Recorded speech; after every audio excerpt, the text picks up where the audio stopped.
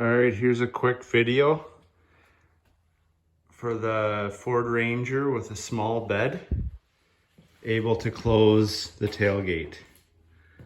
So we got two bikes in the back. One is much smaller. It's a 110 TTR.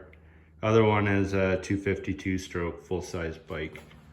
But if you see, you got both the tires on a wheel chock or a piece of wood in the front right corner of the bed, and the large bike with the wheel cocked.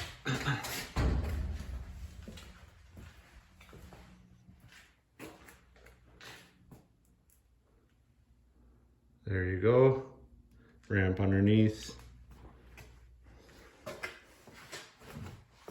And few inches to spare.